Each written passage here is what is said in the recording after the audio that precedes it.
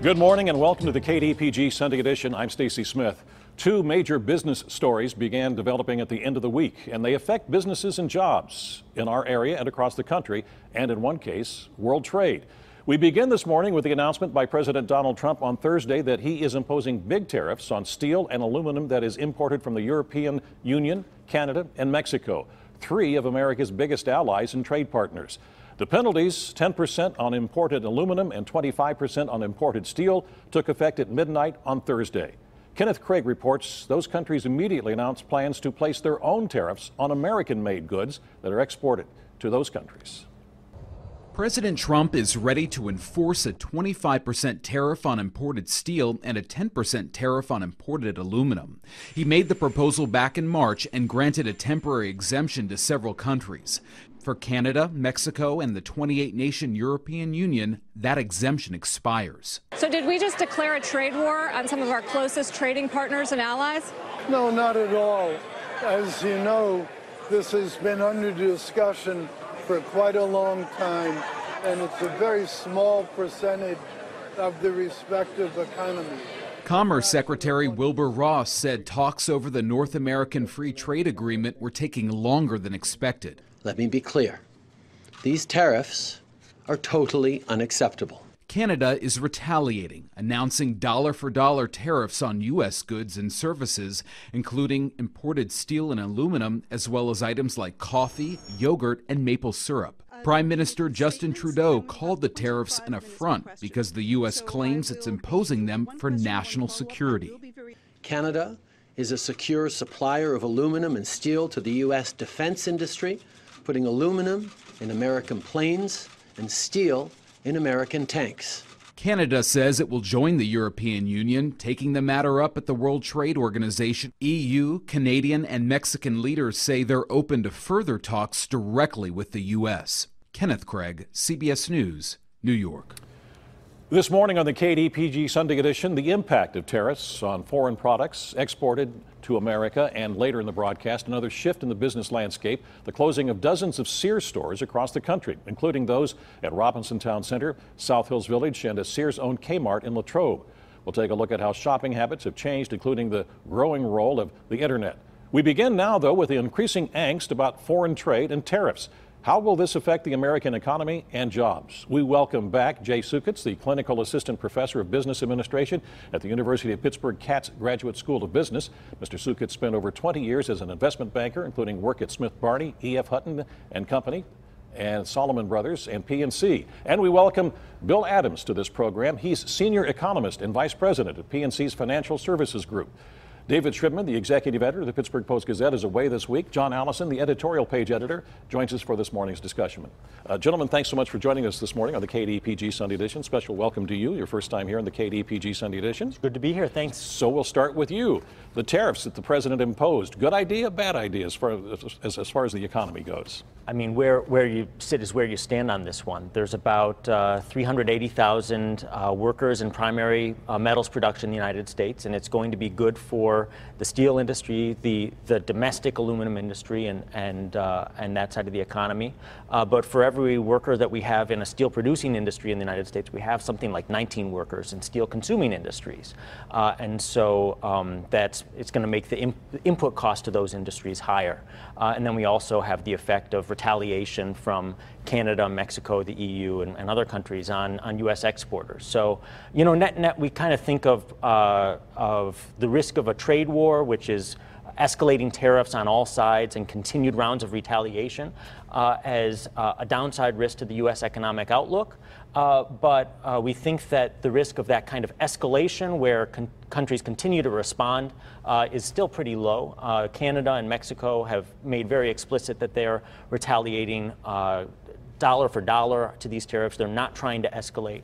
And so we don't see that as an immediate risk to the outlook. We have not known exactly what the European Union is going to do yet. I mean, they're promising something, though. They've promised something. They've said that they're going to have retaliation that is World Trade Organization compliant, and so there's like a very, very, very long list of rules for how you retaliate against protectionism and comply with those rules. And I think that as long as they're kind of sticking to the letter of that, then probably that fits in with the theme of Mexico and Canada on retaliating dollar for dollar rather than escalating. Jay, your take. Do you agree with Bill?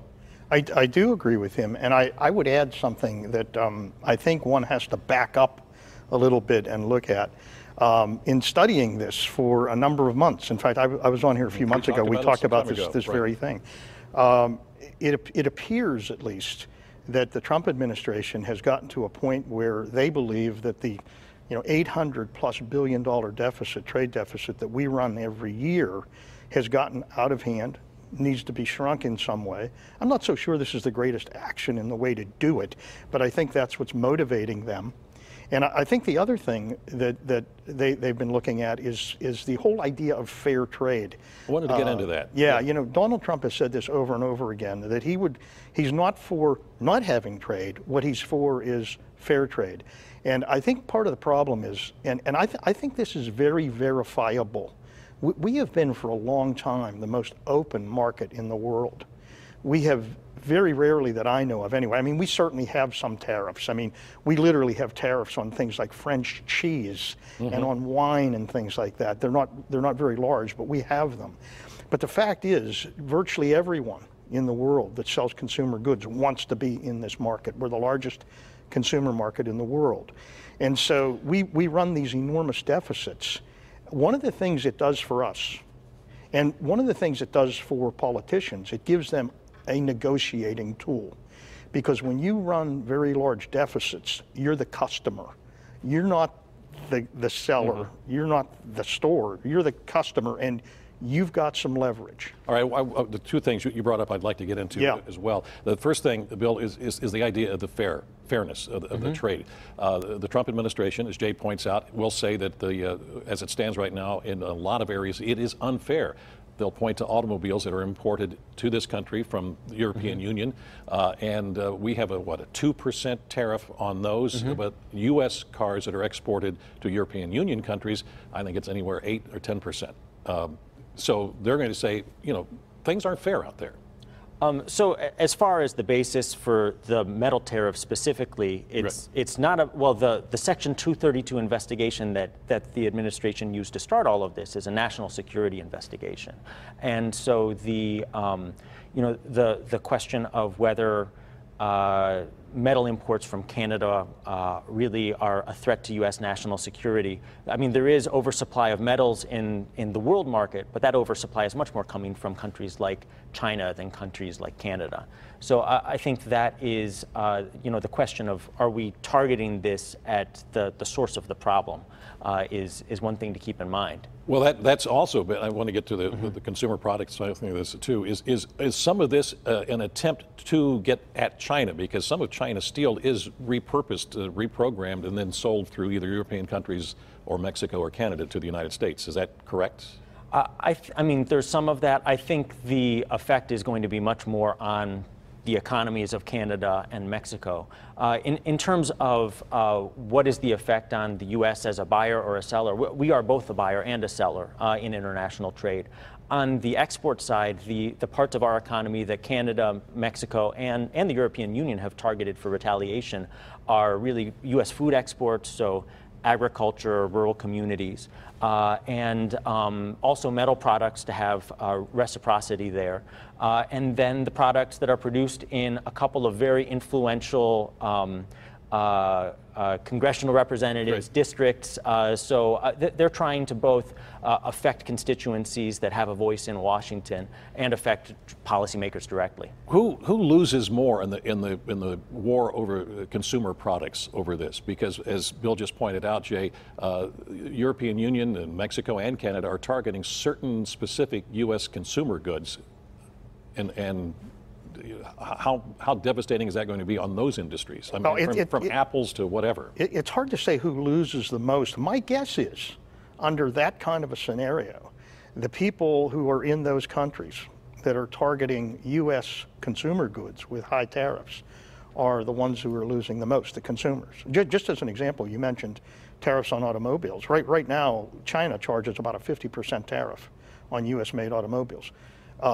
Motorcycles, for example, Harley-Davidson motorcycles sold in India have a 100% tariff on them, and I think a 25 or a 50% tariff in China. And so the consumers who would want to buy those are probably hurt the most. The other thing is, it was very interesting when I looked at what the EU talked about in terms of retaliation. They targeted some really traditional American goods, because two of them were motorcycles and Levi's. That was one of them that they targeted. And so I think from the standpoint of when you start targeting consumer goods, you're probably hurting consumers in the countries where the barriers are being put up the most. When I look at the headlines on Thursday, I think, is this happening again? Didn't they solve it? So the Trump administration is like a yo-yo. We're going to hit you, we're going to hit you. No, we'll make a deal.